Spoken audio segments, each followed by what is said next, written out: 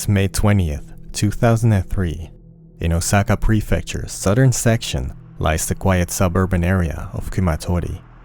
Just arriving back at the school gate of Kumatori Kita Elementary School around 2:30 p.m. is a bus carrying a 4th grade class. With a comfortable temperature of around 23 degrees Celsius, the students depart their bus after their field day to the Sewerage Science Museum had come to an end.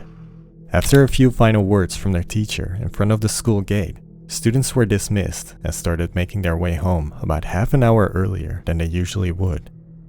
One of these 4th graders, 9-year-old Yuri Yoshikawa, began her 1.8 kilometer long walk to her home in the adjacent Shichiyama neighborhood together with her 3 classmates. After about 2/3 of the way home, Yuri and her friends said their goodbyes as Yuri took a right turn at the Shichiyama intersection and continued alone along a slightly sloped road surrounded by rice fields. As she was just about to enter the residential Shichiyama neighborhood, a childhood friend of Yuri's on a bicycle approached her. As the boy said, "It's late, bye-bye," Yuri smiled, waved, and greeted her friend. Though unbeknownst to both Yuri and her friend, this may have been their last goodbye. As she entered the narrow and curvy streets of the Shichiyama area around 3 p.m. that day, and passed a corner slowly disappearing behind the houses that lined the road, it seemed she vanished from the face of the earth, never to be seen or heard from again. Japan announced about 80 to 115,000 missing person reports each year in the last few decades, of which a little over 1,000 consist of missing children aged 9 or below. While it's reported that in a majority of disappearance cases, whereabouts of the person gone missing are confirmed within a week, a minority are only found months or years later, with some unfortunately never returning home. Let's examine Yuri's disappearance case in more detail as an example of one of the more mysterious cases Japanese investigators have to deal with to this day. By exploring the investigation, the most reported theories, and the tragic aftermath, let's hope more information may come to light in order to find out what actually happened with 9-year-old Yuri Yoshikawa on that fateful day of the 20th of May, 2003.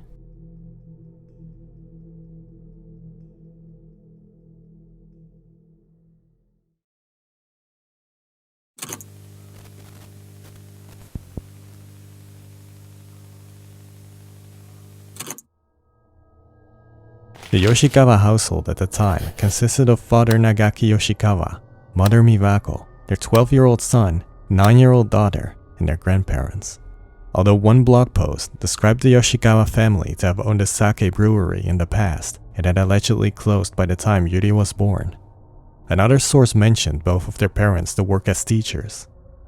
The family lived in Kumatori town, a quiet residential area in the southern part of Osaka prefecture, with a population of about 43,000 at the time. The area had been known for its thriving textile industry and grew to a residential town in the 1960s. With Osaka City to the north and Kansai International Airport only about a 15-minute drive away, employment opportunities became accessible and the area's population grew. Yuri Yoshikawa was born March 31st, 1994 in Osaka and was a 4th grade elementary school student at the Kumatori Kita Elementary School at the time of her disappearance. She was described by her friends as having a gentle personality and would be shy and quiet around strangers. The one childhood friend also mentioned her to show a competitive side whenever they were playing. According to a girl living in the neighborhood, Yuri would often walk the following route back home from school with other children from the same neighborhood. The route Yuri would often take from her school to her home would approximately be 1.8 kilometers, or about 1.1 miles, which would be about a 30-minute walk for an elementary school student. Yuri's home was located in the Shichiyama neighborhood of Kumatori town, which mainly consists of residential areas with curvy narrow roads, and is described to have several blind spots. The neighborhood consists, among others, of a few businesses, a community center, and a hospital. Although the hospital did cause traffic to pass the narrow streets, one comment online stated that in 2003, the neighborhood didn't have many shops available. While the location of the Yoshikawa family home can be found, for privacy reasons, the place marker during this documentary is only set in the general direction of the home. While Yuri had walked the majority of her way home with 3 other friends that day, the last reliable sighting of Yuri had been by a boy around the same age who passed her on his bicycle about 400 meters from Yuri's home, right at the location where the environment changed from rice fields to a residential area. Other than this sighting, no one in the Shichiyama area at the time had seen Yuri. ゆりちゃんは友達と4人でこの道を帰っていました。そして自宅からおよそ400メートル離れたこの交差点で友達3人は向かって左側の道に、そしてゆりちゃんは自宅のある右側の道へと二手に分かれたのです。Yuri's appearance at the time of her disappearance was as follows. Yuri had a height of 135 centimeters and a weight of 25 kilograms with a slim posture. Police described her to have a chubby face. There was a mole around her right nostril of about 1 millimeter and a birthmark on the lower part of her right buttock of about 1 centimeter in size. She was wearing a school uniform consisting of a white short-sleeved blouse with her school's emblem on the left side, a dark blue skirt, pink socks with a star pattern, navy blue and white Adidas sneakers, a yellow backpack of 35 by 25 centimeters with the Sanrio hamster character and the text Korokoro Kuririn written in katakana depicted on the front pocket. The bag contained a lunchbox and a water bottle. She reportedly had no cash on her. After police was called by the Yoshikawa family around 7:30 on the 20th of May, investigators stayed at the Yoshikawa house for the remainder of the night, waiting for a potential ransom call to come in. Though when no ransom call was received and no additional information of Yuri's whereabouts had surfaced, police started a public investigation on the 21st of May by releasing photos and information to the public. On the 22nd, the prefectural police established an investigative headquarters. During the initial investigation, an area of 2 by 3 kilometers was covered by a large number of investigators. Water was drained from over 15 nearby locations. Flyers with Yuri's description were handed out, and a large amount of people were questioned.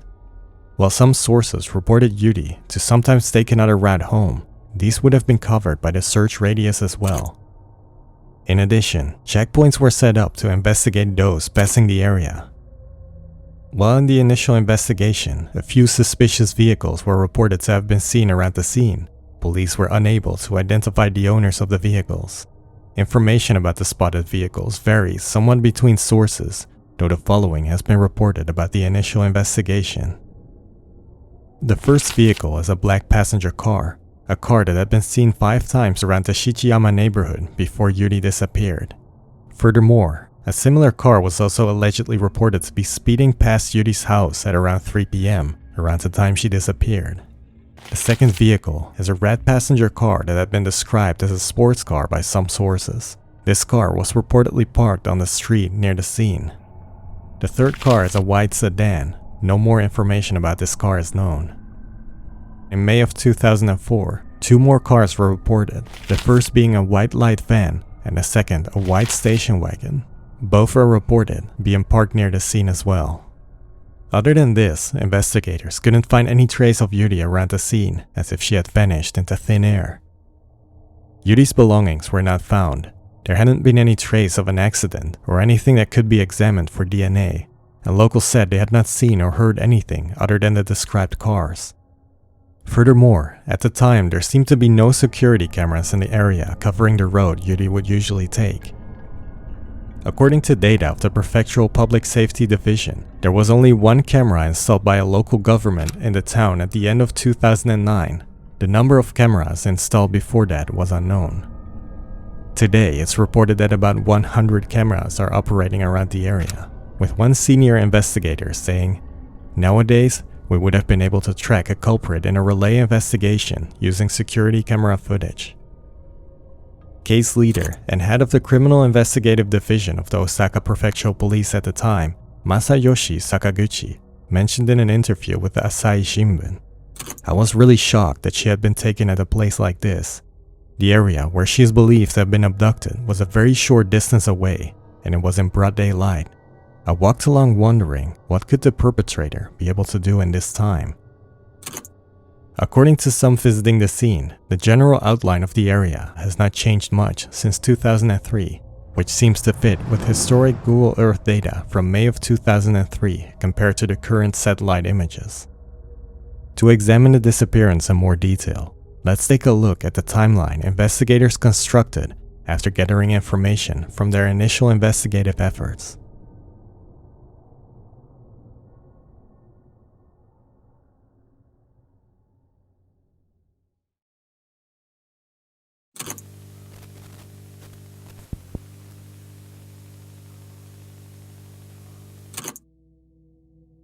The absence of any trace of Yuri's whereabouts left investigators with only little to go on. One of the few choices police had was to extensively question a large amount of people to get clues of what may have happened. With the information received, the following timeline can be constructed of the events surrounding Yuri's disappearance.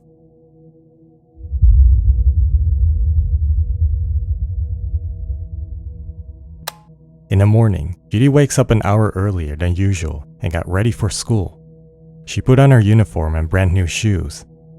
Her dad Nagaki noticed she forgot her umbrella and chased after her on his bike, but when her father met Yuri along the way, she said she didn't need her umbrella and Nagaki headed back home. At school, Yuri's 4th grade class took a bus to the Sewerage Science Museum and the Waterworks Memorial Museum in Osaka City as a social studies field trip.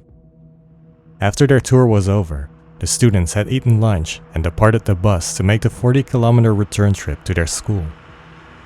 2:33 p.m., the bus carrying Yuri and her classmates arrived back at the Kita Elementary School in Kumatori town. Upon their arrival, the children got off the bus and gathered near the main gate of the school. Their homeroom teacher testified the following.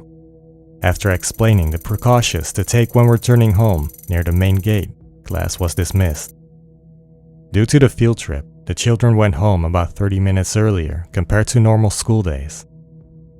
At 2:40 p.m., a girl from the same class testified, "When I left the school gate, I saw my friend who was walking home with Yuri about 10 meters ahead." Calculating backwards from the time on the security camera of the girl's home, it's confirmed that Yuri and her friends left the school between 2:40 and 2:43 p.m. While it's reported Yuri would often walk home with others from her neighborhood, it may have been because of the field trip that she started heading home with 4 other girls from her school. It's reported one of the girls lived close to the school and left the group soon after, with Yuri walking the majority of the way home with her 3 remaining friends.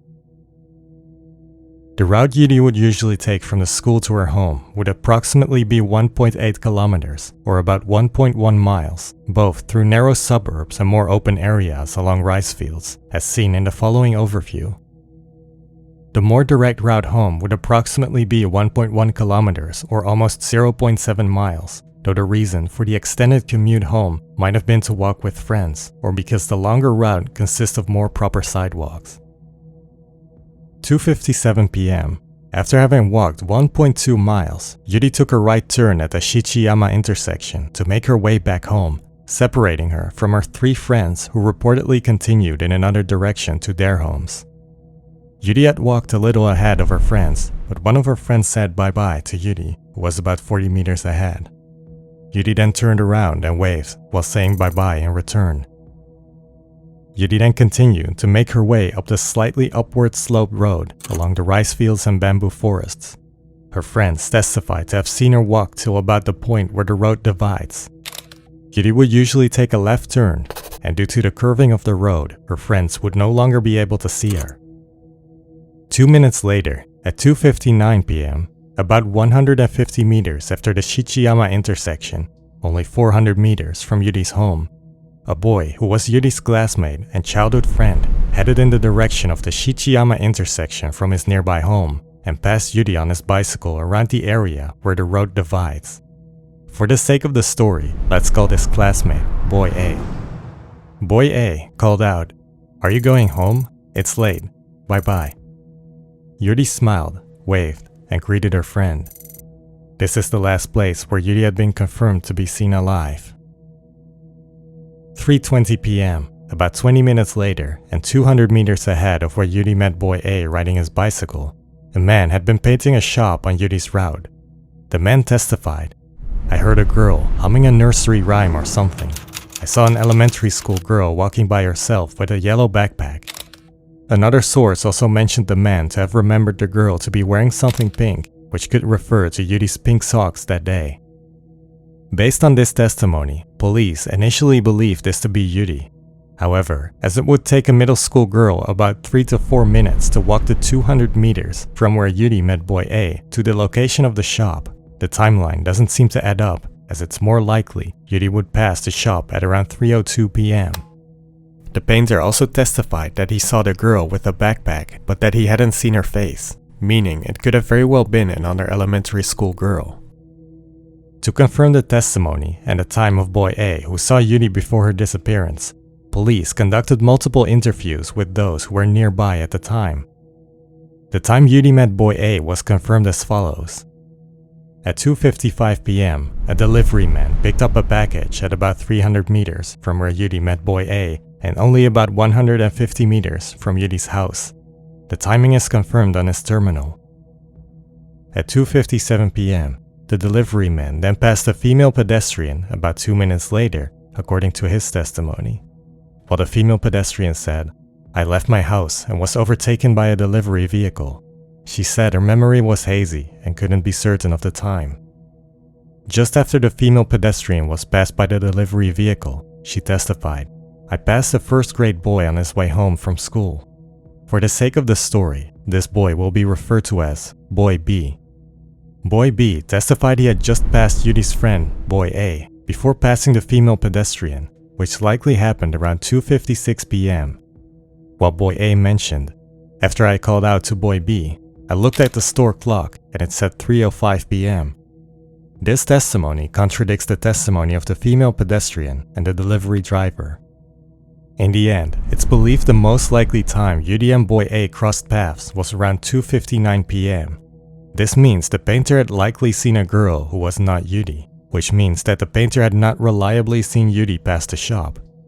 Based on these observations, Yuri went missing in the 200 meters between where she met Boy A at 2:59 p.m. and a shop that was being painted where she would have passed at around 3:02 p.m. Between 3:15 and 3:25 p.m., 350 meters from where Yuri was last seen and 50 meters from Yuri's home, a bus had been waiting for about 10 minutes along a now-removed bus stop. Both the driver and passengers who had been waiting on the bus had not seen Yuri pass the bus stop. At the time, a meeting was held at the Shichiyama Community Center close to the shop. On top of that, around the same time a male nurse passed the community center. None of them had seen Yuri or heard any suspicious sounds. At 5 p.m., Yuri's older brother noticed Yuri still wasn't home, which was very unusual for her at this time. The brother mentioned this to his parents, which prompted the family to start searching for Yuri.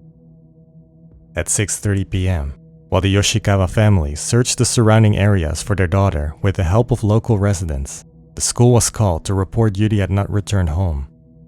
An hour later, at 7:30 p.m., Yuri's mother Miwako called police reporting the words no parent ever wishes to make.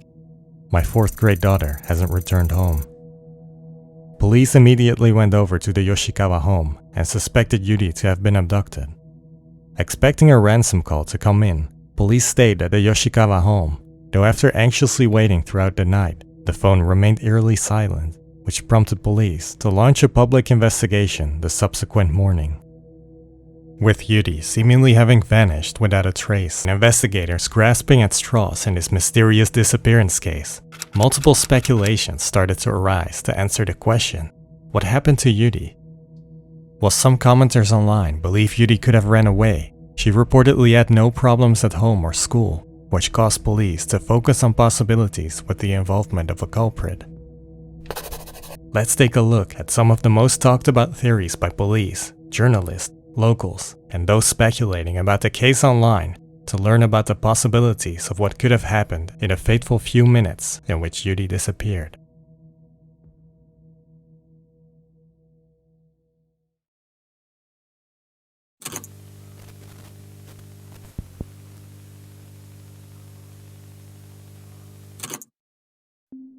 Theory number 1. Abduction.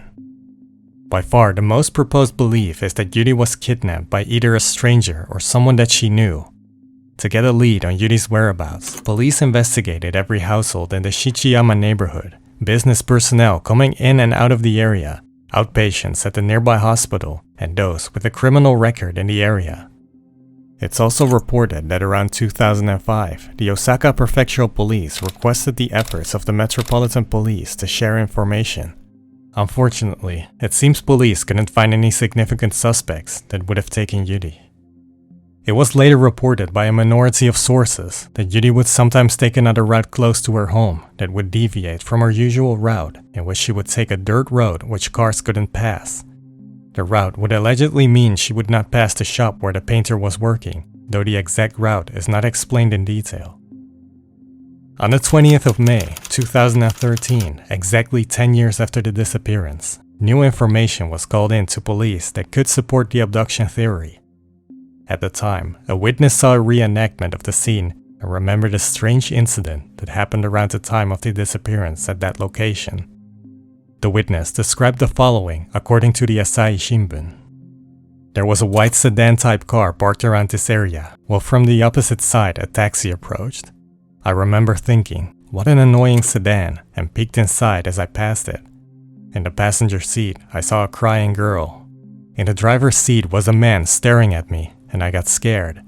After the taxi passed, I drove off in the direction of the Shichiyama intersection. Even though the statement came 10 years later, it's reported that based on circumstances at the time, the event highly likely happened at the location and time at which the disappearance took place. Different sources reported minor differences in information and reported some extra information, such as, the driver was a middle-aged man with narrow eyes and slanted corners. The girl remained still and was sitting with her head down, without explicitly saying she was crying. The girl was wearing a white blouse which could fit with Yuri's school uniform. While the police believed that the girl in the car could have been Yuri and that the witness could be credible, the testimony was reported 10 years after the event, and it's not excluded that it could have been another parent who just picked up their own child. One comment online mentioned, "Can we trust a sighting that came out 10 years later? Human memory is so unreliable." With the description of the witness, a sketch was made of the driver by the investigative headquarters. The sketch was then compared to similar people in the Metropolitan Police's database, but they were unable to find a man based on this testimony. The sketch has not been made public as of 2024, and releasing the sketch seemed to be a controversial topic, even within the police department itself. Some senior investigators mentioned, the credibility of the sketch cannot be guaranteed to the point that it cannot be released. Other officers expressed that releasing the sketch could result in some new useful information, with one former senior investigator who regrets not making the sketch public, saying, "Rather than looking at the credibility of the sketch, even if there was only a 1% chance, it should have been made public." Former Osaka District Court prosecutor Masaki Kamei mentioned, "If sketches are made public, there could be drawbacks, such as misleading information. There may also be circumstances on the side of investigators, but if it leads to more information being provided, it's better to have the sketches than not." As for the car the man was driving, the witness described it to be an older white sedan-type car, which after further investigations, with the help of a car dealership, was believed to be a white Toyota Crown with black door mirrors. Based on its angular shape, the model was believed to be a 130 series, sold around 1987 to 1991, though police included the older 120 series, produced from 1983 to 1987, with a similar shape as well. Altogether, police listed 2,300 vehicles to be examined, of which 1,500 were reported to have been investigated as of May 2018 without any suspicious outcome. Police especially focused on the 900 registered vehicles in the southern Osaka area, of which according to NHK, 770 were examined without any significant new leads as of May 2022. While police still investigate the whereabouts of the car, some believe the car is long gone. One comment online mentioning, "The car itself has probably been scrapped and is no longer around. There probably aren't any records of the car left." Compared to the timeline presented earlier, the timing and location of the sighting fits with other testimonies. According to the witness, the white sedan was seen parked at around 3 p.m. at an intersection located 300 meters from Yuri's home. The intersection is located about halfway between the location where Yuri passed boy A at around 2:59 p.m. and where the shop was being painted, about 100 meters in between each of these locations. Interestingly enough, this intersection is just around the corner from each of these locations and seems to be hidden from view. One comment online saying, "I checked the area on Google Earth and there are a lot of houses with tall hedges and walls, making it hard to notice someone from the inside. If there's no one out on the street, it's a place where someone could easily kidnap someone by car without being seen." The white sedan was parked along the side of the road, facing the direction of the Shichiyama intersection, meaning the driver could have seen Yuri walking towards his car.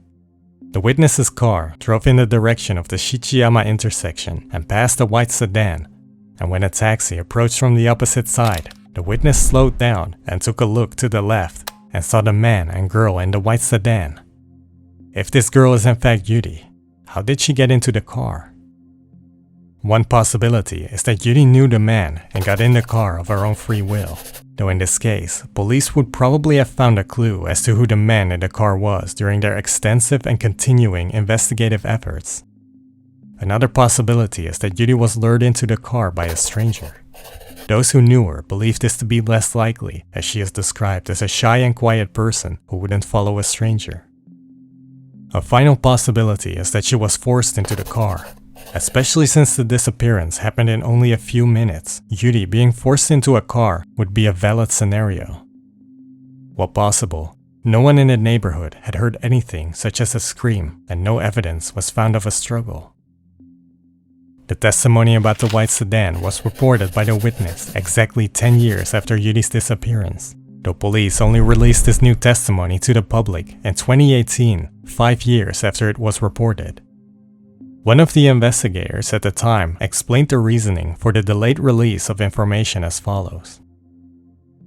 While there is a possibility that new information will be gathered by making it public, there is also a concern that the case will be crushed if the suspect disposes of the car. When we considered the pros and cons, we decided that the concern outweighed the possible advantages.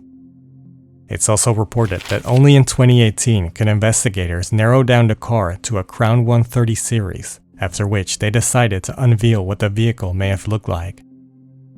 Another question investigators have been discussing is whether or not the possible abduction could have been planned. Some have stated that the timing seems to fit with a planned abduction, as the children would usually start getting out of school around 3 p.m. Someone who knew Yuri could have even known that she would come home earlier due to her field trip that day. A location where the car could have been waiting is proposed to be the Shichiyama hospital, after which it could have driven to the intersection to wait for one of the children to pass by. Yuri could have been a specific target as well, with police not excluding a grudge either. Another option proposed online is that Yuri was taken by someone who she believed she could trust, like someone who was or pretended to be a teacher or police officer. Not knowing the motive of the possible abduction made it harder to strategize the investigation. Speculations concerning the motive include financial reasons, a grudge against the Yoshikawa family, or obscene purposes. Number 1. Financial reasons. Investigators initially expected the ransom call to be called in, though a possible culprit has not tried to make contact with the Yoshikawa family up until now. A financial motive therefore seemed to be a less likely option in the eyes of police. Number 2. As for the grudge motive, after investigating the neighborhood and Yoshikawa family, no leads had been found. The Yoshikawa family was reported to own a sake brewery, though it allegedly closed down before Yuri was even born. According to one source and a few online comments, both parents had been working as teachers, with former students describing them as kind. Yuri herself was described as a shy girl and didn't seem to have made any trouble herself either. On the contrary, Yuri was said to have not easily followed the stranger, so if it was her seen in the white crown, there's a good chance the culprit was someone known to the family. Number 3. Obscene purposes. Abduction with the motive of obscene purposes cannot be ruled out, and seemed to be one of the more likely motives according to several sources. In order for investigators to find those who might have been involved in Yuri's disappearance for obscene purposes, those with a history of sexual crimes in the area were extensively investigated. While it's reported these investigative efforts didn't hold any significant results, some point towards events that occurred in Kumatori the last few decades for possible leads. First of all, in 1992, in a period of about 2 months, 7 mysterious deaths of 6 men and 1 woman between the ages of 17 and 22 happened in a radius of about 1.2 kilometers in southern Kumatori. The deaths were mostly contributed as death by their own hand, even though one had reportedly died with his hands tied around his back. 5 of them had known each other, which raised even more speculation online. While there is no obvious link between these mysterious deaths and Yuri's disappearance, this dark and mysterious series of events stays linked to the Kumatori area and is therefore sometimes mentioned in online discussions about Yuri's disappearance. Number 2. A few months before the incident, there had been an attempted kidnapping in the same town of a 6th grade girl from another school. A man driving a car had approached the girl and asked if she wanted to get in, after which he tried to drag her into his car. The girl panicked and managed to escape. While this man could have taken Yuri, not much else is made public about the incident. In 2012, 9 years after Yuri's disappearance, 25-year-old teacher at Suehiro Elementary School, Yuki Hasunuma, had been arrested on suspicion of indecent assault for the 3rd time. The teacher lived about a 50-minute walk from both Yuri's house and her school. The 3rd arrest concerned an incident in which Hasunuma hugged a female junior high school student from behind as she was returning home at around 6 p.m. in Kishiwada City. He then dragged her into a deserted alley and engaged in an indecent assault. While the teacher denies all allegations, the Board of Education put him on leave after working at the elementary school since 2010. Whether or not the teacher could have been involved with Yuri's disappearance is up for debate, as in 2003 he would have only been 16 years old. It's at least unlikely that he would be the middle-aged driver of the white Toyota Crown. Police has not spoken about a possible connection with Yuri's case. In July of 2018, 44-year-old elementary school teacher Hiroshi Shimada was accused of taking videos of 3rd and 6th grade girls while they were changing clothes in their classroom in Kishiwada City. Shimada admitted to the claims with the motive of satisfying his sexual desires. He had been working as a teacher for 8 years at this point. Shimada would have been around 30 years old at the time of Yuri's disappearance, making it possible he could have been the so-called middle-aged man in the white Toyota Crown. Police did not publicize any statements regarding the connection between the 2 cases up until now.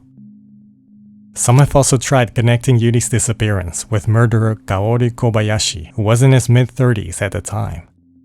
Kobayashi had been in prison in the early 90s for indecent assault and suspicion of attempted murder of a 5-year-old girl, with him also having a history of several other indecent assaults of multiple young girls. In November of 2004, then 35-year-old Kobayashi kidnapped a 7-year-old girl who was on her way home in Nara City and killed her at his home, for which he was executed in 2013. While Nara City is about a 1-hour drive from Kumatori town, and Kobayashi worked in Osaka City at least from 2004 onwards, a possible connection between Kobayashi and Yuri's disappearance has never been publicly made by officials. To summarize, these incidents show examples of what could have happened with Yuri, as all of them happened in or around Kumatori town to underage female victims. Nevertheless, none of these events have been officially linked to Yuri's case.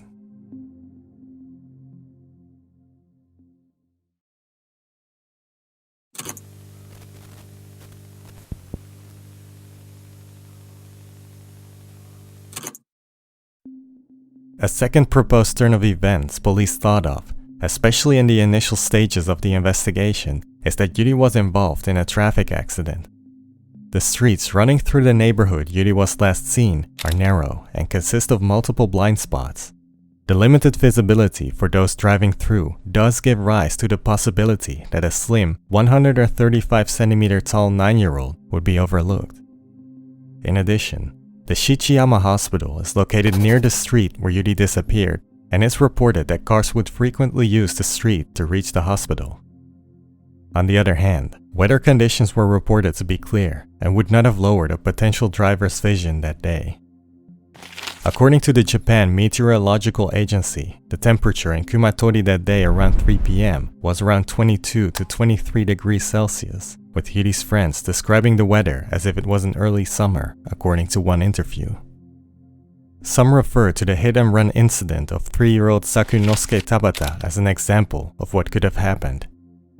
In 1978, Sakunosuke and a 5-year-old friend were playing on a road near his home in Osaka, where he was suddenly struck by a passenger car. The driver got out of the car and took the boy, who was bleeding from his head, and said he would take him to the hospital himself as there was no time to call an ambulance. The mother of the Tabata family heard about the accident from the 5-year-old friend, but when she called 2 surrounding hospitals, none of them had seen or heard from Sakunosuke. In the end, he was never heard from again, and as speculated, he may have died on his way to the hospital, after which his body was disposed of. Even though an accident like this is rare, it's not the only one of its kind. In 2006, another 2 isolated hit-and-run abduction cases of children took place. The first being a 5th-grade boy being hit by a truck driven by a construction worker who dropped the boy off at a hospital and fled, only to be found by police 3 days later hiding in the mountains. The second incident happened in Kanagawa prefecture, in which a woman had hit a boy riding his bicycle, after which the woman took the boy and was never heard from again. While investigators took in consideration a similar event might have happened in Yuri's case, it soon became clear that there had been no signs of an accident at the scene. A special team of traffic forensic investigators examined the scene and found no traces such as debris, brake marks, or blood, while it's sad that even the smallest accidents often leave some type of evidence. In addition of there being no evidence of an accident, none of those who were close to the scene had heard any sounds that would indicate something like this would have happened. After the initial investigation, it seems police found the hit-and-run accident theory to be less likely to have happened.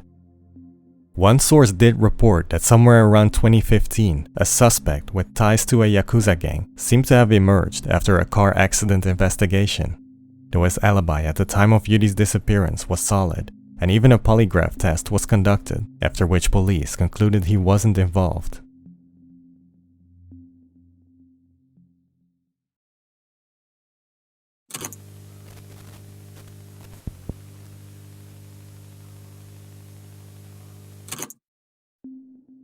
A third option that is often considered by those discussing the case online is that Yuri was taken abroad. Location-wise, Kumatori town is only a 15-minute drive away from Kansai International Airport and an extensive harbor area, with multiple train stations being within a reach of a 10-minute car ride. Furthermore, by car it would take less than 5 minutes to reach both nearby national highway routes 170 and 26, with multiple other routes being nearby as well.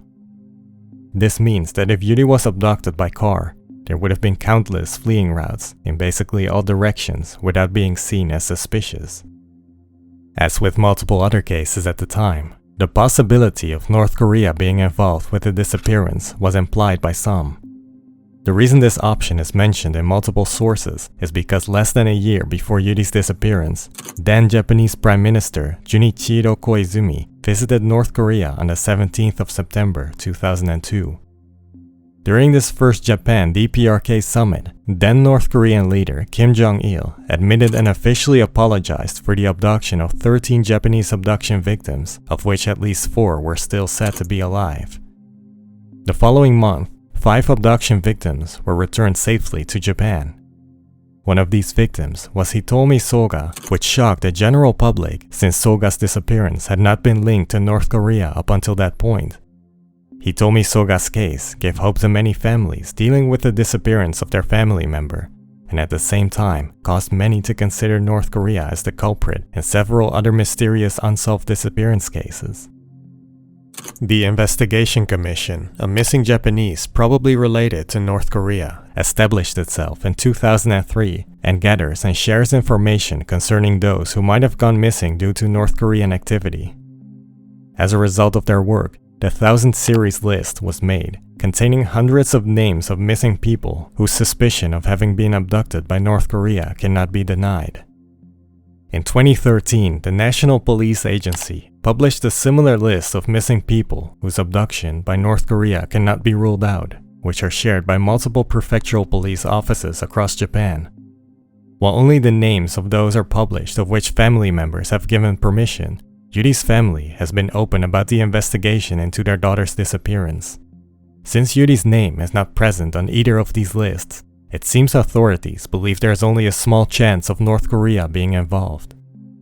In addition, as of 2012, the Ministry of Foreign Affairs of Japan has officially recognized only 17 Japanese citizens to be abducted by North Korea, none of which were abducted in Osaka prefecture, and all either happened in the late 70s or early 80s. Furthermore, many believe North Korea is blamed too quickly, with some questioning why North Korea would even abduct a 9-year-old. Nonetheless, on the 31st of July 2009, the weekly magazine Friday published an article in which an alleged statement of former Detective Ogawa hinted towards Yuri's case being linked to North Korea, and that her name would soon be added to the list of missing people related to North Korea. While a representative of the committee that created the list was aware of the existence of the case, Yuri's name still has not been added to the list as of August of 2024. In the article, former Detective Ogawa shared 2 leads he received around the time of Yuri's disappearance. The first lead being that on the day Yuri went missing, an informant had said that a middle-aged Korean man came to a supermarket with a box that he wanted to ship to Niigata port. While at the time it was alleged that a North Korean ship would arrive at the port, operations were suspended at the time due to a SARS outbreak. It was believed that the package was held at the port and received by another person. When police followed up on the address of the man, it turned out to be a vacant lot. A Coast Guard official at the time emphasized that there was no record of a North Korean spy ship being spotted in the area around the time of Yuri's disappearance. The second lead the detective mentioned concerned a report submitted by a local living near the location of the disappearance. The report supposedly said something along the lines of, "There is a hut by the pond near my house at which a suspicious duo would appear during the morning and night. This happened a year before Yuri's incident. They were around 170 centimeters tall with a slim posture. They would drink tap water from my house without permission, so I told them off. They said, 'Please give water,' in a heavy accent. I asked where they came from, but they didn't answer. When I said I would call the police, they finally mentioned they were from North Korea. I asked what they did during the day, and they said they went to a pachinko parlor. I angrily told them to stay in a hotel if they had that kind of money, but they shook their heads and said they didn't have any identification. The hut is about 300 meters from the place where Yuri was last seen." As a reply on a blog post discussing this particular article, a commenter who claims his or her parents live in the Shichiyama neighborhood said that the pond in the article probably concerned the Imaike Pond, which is partially surrounded by bamboo and partially surrounded by roads. The detective then went on to say that they staked out the hut, but it turned out to be empty. Furthermore, the pachinko parlor where the 2 men claimed to go to had been tracked down. It's reported that at this pachinko parlor, the 2 men had met the man who is thought to be the man of the package in the first lead, though none of them were ever found. According to the article, Yuri's father had mentioned that a year before the disappearance of his daughter, the Yoshikawa house had been broken into. When the fingerprints left at the scene were examined, they did not match with any registered Japanese criminal.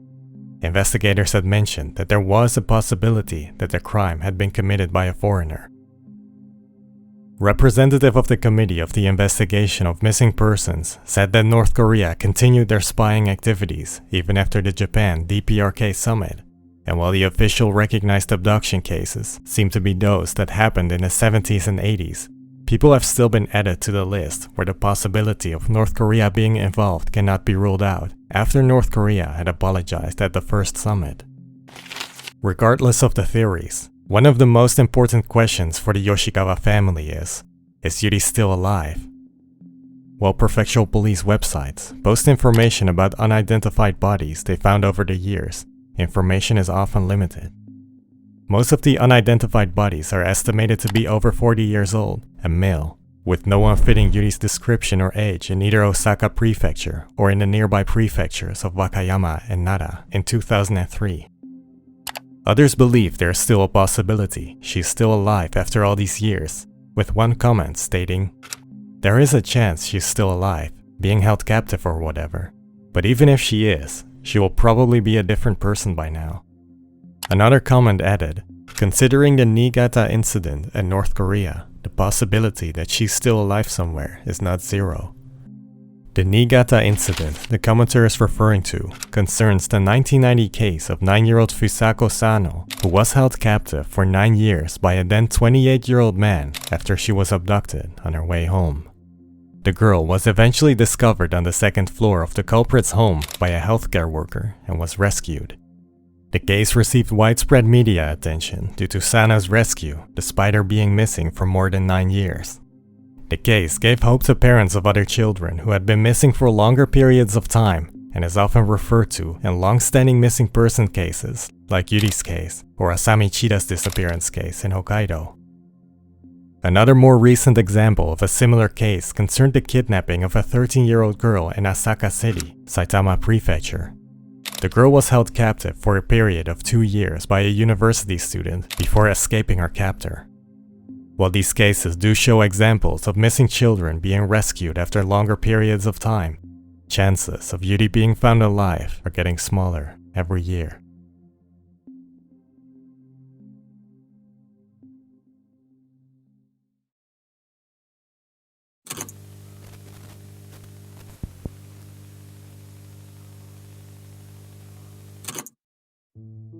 The Yoshikawa family had spoken publicly shortly after Yuri's disappearance, as seen in the following press conference. ものすごく怯えてるやろし、不安になってると思うんです。とにかくしっかり食べて、しっかり寝て、元気で頑張ってほしいと思います。会えるというのは信じてますので。In subsequent years, though, the family seemed reluctant to speak to the media for a long time and declined every interview. The reason for their unwillingness to communicate with media became clear years later. Unlike cases in which the victim is murdered, disappearance cases differ in the fact that family and friends of the victim try to keep hope that the victim is still alive and well somewhere. This puts family members and friends in an especially vulnerable position in which the lack of closure opens up opportunities for ill-meaning criminals. Unfortunately, the Yoshikawa family became a target as well, greatly damaging their trust in the public.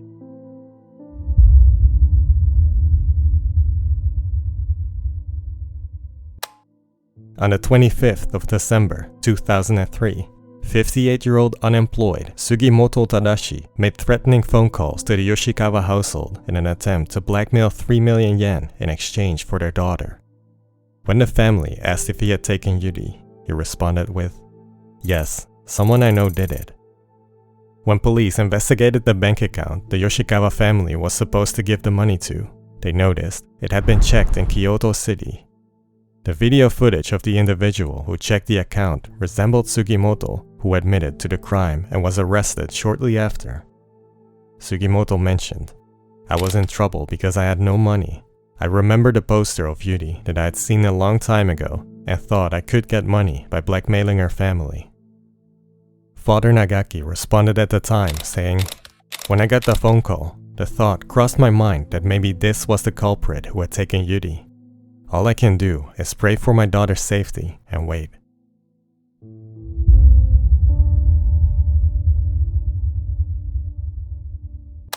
On the 5th of July 2004, little over a year after Yuri's disappearance, the Yoshikawa family held a press conference announcing that 2 million yen of their own money would be rewarded to anyone providing information that would lead to the discovery of Yuri's whereabouts. It's reported that 13 days later, on the 18th of July, a 38-year-old woman by the name of Kayo Kawakami contacted the Yoshikawa family. Kawakami told Yuri's father Nagaki that her younger brother had been kidnapped before, but that a professional had helped her get him back and that she advised the Yoshikawa family to ask for his help as well.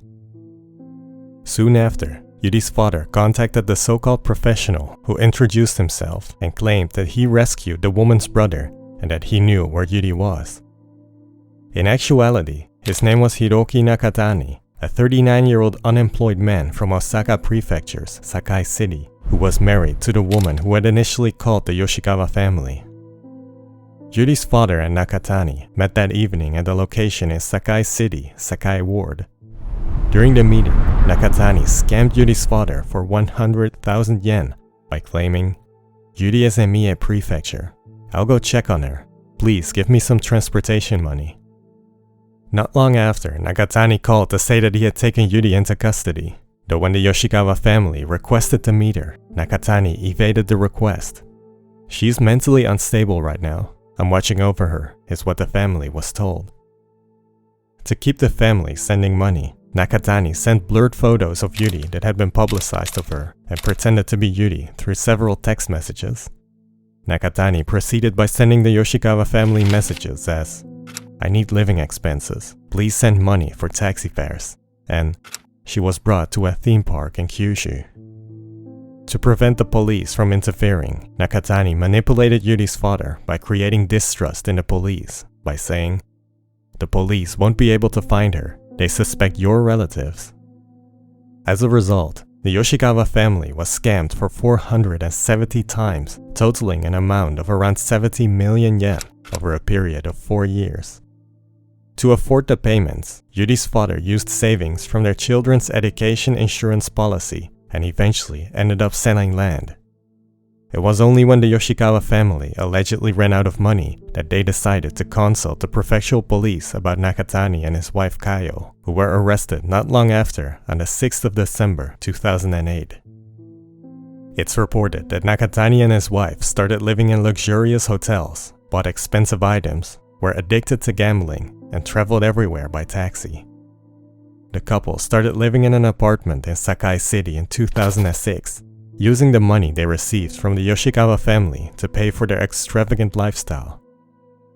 On the side, Nakatani operated a money-lending business which eventually failed, partially due to his bad reputation of mocking customers. Around the time of the couple's arrest, rent had fallen behind around 500,000 yen, and only days before Nakatani's arrest had he begged an acquaintance to lend him 5,000 yen. It's reported that nearly all of the money was used on living expenses and entertainment, with the couple being essentially broke and unemployed at the time of their arrest. On the 22nd of May 2009, Kayo Kawakami was sentenced to a 2-year prison sentence and 4 years of probation for her subordinate role in the fraud case. On the 5th of October 2009, Judge Keiji Mukai sentenced Hiroki Nakatani to a 9-year prison sentence, saying, "The defendant took advantage of the parental instincts of the victims, who turned to him as a last resort and then toyed with them. I can only imagine the pain and despair of the victims who were deceived out of the money they had scraped together by selling land and pawning their engagement ring, and whose hopes of their child's safe return were shattered." While the deviousness of taking advantage of the remaining hope of Yuri's parents is widely recognized, it also shows the importance of a close working relationship between investigators, relief organizations, and the bereaved family members to prevent isolation of the family and possible secondary victimization. One member of an NGO providing support in the investigation remembered, "The father had been criticized for the 2 million yen reward and was mentally exhausted. However, he felt he couldn't do nothing, and that's what the perpetrators took advantage of."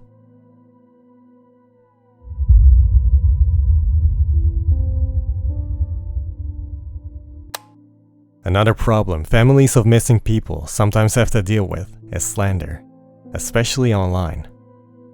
On the 12th of November, 2010, a slanderous post was made on internet bulletin board 2chan saying, "She was killed and I've thrown her into the sea of trees," referring to the dense Aokigahara forest near Mount Fuji.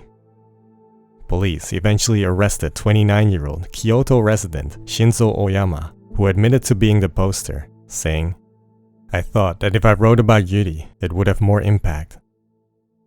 Other less harmful comments, but still harsh in nature, are those mentioning that Yuri had been dead for a long time and that by continuing the investigation, their tax money is being wasted.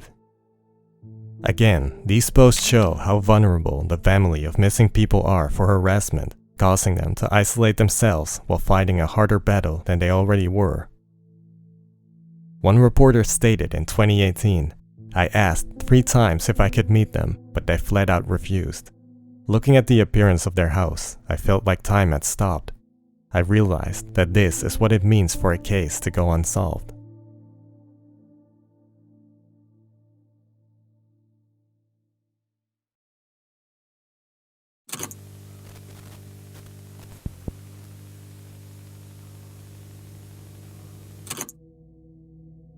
Since Yuri's disappearance, her elementary school has brought up the incident to let all students think about what happened that day. Former principal Yuri Yoshida explained their goal as follows.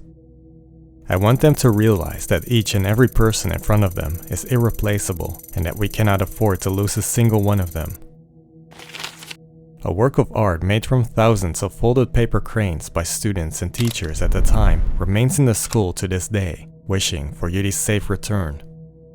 In 2014, the coming-of-age ceremony was held in Kumatori town, in which newly becoming adults are celebrated.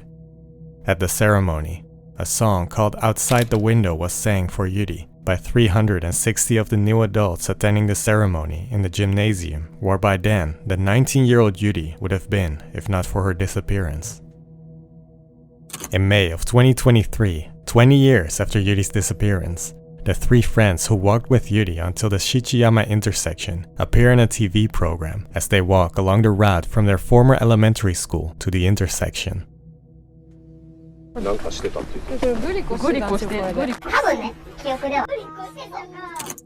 As the 3 walk along the same route, they reminisce over their memories of Yuri. They remember Yuri to be cheerful and reliable, also saying that she was a good student who would encourage her friends to study. Yuri's love for her pet dog Ron also came up, as well as her general love for animals. One of her friends, Misato, continues by saying, "I remember facing towards the slope while waving. She was walking up the slope by herself, and since it was sloped, we could see Yuri, and then she said bye-bye."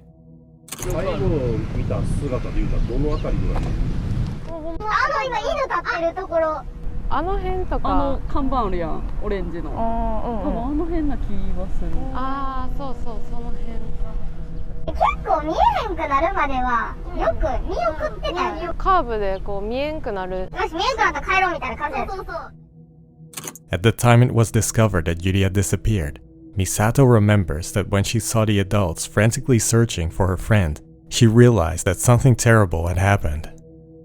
The sad reality that incidents like these are slowly fading with time, even to those who were affected by the incident, becomes clear from Misato's words, as she said, "I myself fight against forgetting the incident, and it makes me really sad to think that I will forget more and more as time goes by."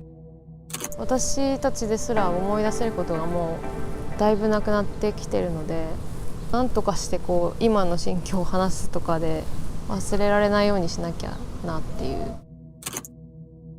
The boy who passed Yuri on his bicycle as the last person to see Yuri alive was interviewed in 2023.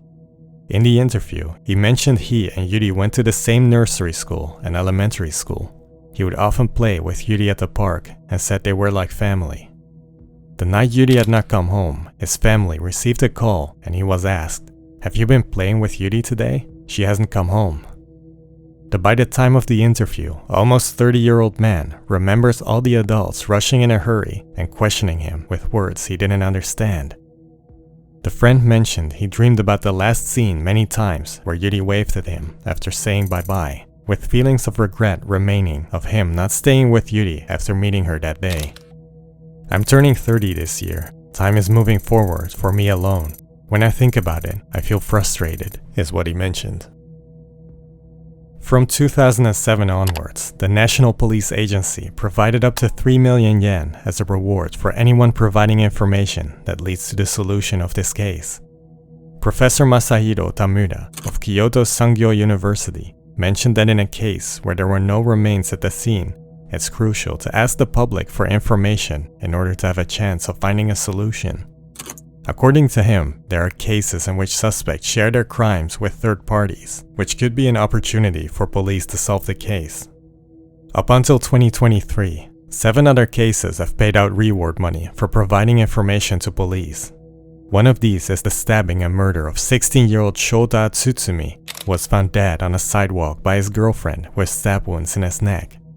The case was solved 11 years later in 2021 after police received information of someone naming the culprit, who then received a 3 million yen reward money. To date, over 100,000 investigators have been mobilized, and 12 of them are still full-time working on the case. More than 70,000 flyers have been distributed, and as a result, as of April 2024, 5,729 pieces of information have been submitted to police by the public. As of 2015, police has been organizing and accumulating information from a new perspective, also conducting home searches of those being involved in different crimes. Around the anniversary of Yuri's disappearance, news reports of investigators appear, calling for information to the general public. この20年間、吉川ゆりさんは一体どうしているのだろう。またこの20年間、犯人は何を考え、何をしているだろうか。こういったことに思いを巡らせる中で、何か心当たりのある点、何かお気づきの点、またおやっと思った点、あれと思った点、どんな些細なことでも結構でございます。Unfortunately, the amount of information reported to police is declining, and as time passes by, the general public may slowly forget the details of what happened that day. One former prefectural police officer who was involved with the case mentioned, "I went to the scene many times and went over the case files, but I couldn't get any further. I'm not saying there was anything wrong with the initial investigation, but it might have been necessary to look into the case more extensively. Something may have been missed." Former investigator Katsu Kazuma was involved with the case for 7 years until his retirement in 2010, showed the emotional difficulty of those investigating the case as well. He visited the scene 3 years after his retirement and mentioned, 一時も早く解決したい。あの子自身のためにね、一日も早く真実を明らかにしたいという気持ちは今でも変わってませんのでね。Wakatsu passed away on the anniversary of Yuri's disappearance in 2019. His wife emphasizes his struggle with the investigation, saying, "When he was working on Yuri's case, I could tell it was really difficult for him. He started smoking more and often found himself deep in his thoughts. When he retired, he mentioned that the biggest regret of his career as a police officer was not being able to solve Yuri's case." To remember the incident, posters now include sketches of what Yuri would have looked like at 30 years old. The sketches are made by forensic science researcher Junmi Rhetorica, who has tried to reconstruct about 70 faces by looking at many photos from both the victims and their family members to approach the process in a unique way. With Midorikawa saying, "I have 2 daughters who are about the same age. The reality hits home for me, and I want to help in some way." 顔にはそれぞれ個性があるんで、まずはその人の変わらない部分をしっかり把握しておかないと、顔の形、眼形分類とかですね、それはどういうものかとか、目とか鼻の形態はどうだとか、遺伝的関係ですね、ご両親とのその似てる部分とかね、そういう部分がどこにあるかとか。While only 3 of the 70 facial reconstructions have been effective thus far, Midorikawa emphasizes that the reconstruction helps bring attention to the case either way. After the fraud case, the Yoshikawa family mainly refrained from speaking out publicly, though continued to hand out flyers to make sure their daughter wouldn't be forgotten with time. In 2018, Yuri's father, Nagaki Yoshikawa, made a rare exception by publishing an emotional small memoir 15 years after Yuri's disappearance. He wrote the following: 15 years makes everything seem like something of the past. However, for our family and Yuri, it feels like the incident had just happened. With this feeling, without being able to do anything, time just slowly passes by. Why did this happen, and why did it have to be Yuri? I really have no idea. Even before you feel anger, sadness, or other emotions, you ask yourself why. What should I do to get my daughter back? What in the world happened? How should I keep my spirits up? And as each unpleasant and depressing day piled up one after the other, finally, an incredible long time of 15 years had passed. There is no point in imagining this, but if nothing had happened, Yuri would be a normal 24-year-old working adult by now. However, I can't even imagine what she would look like as a grown-up, as all I can think of is a photo of her on her 9th birthday with a happy smile in front of a birthday cake. But in the end, it's Yuri herself who suffers more than me, so when I think about that, my feelings don't really matter. Please try to imagine what it means for such an unreasonable event to have happened and to remain the same for 15 years. Please imagine what this child must have been thinking for the past 15 years. And please, let me know about any information you may have, no matter how trivial. Please, tell me why this is happening. Thank you.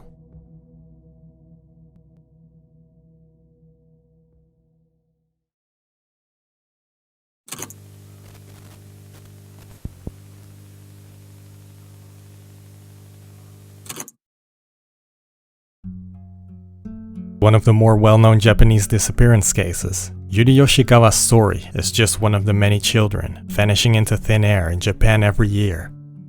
While many children eventually make a safe return home, Yuri's case has unfortunately not played out favorably thus far. What actually happened on that fateful 20th of May 2003?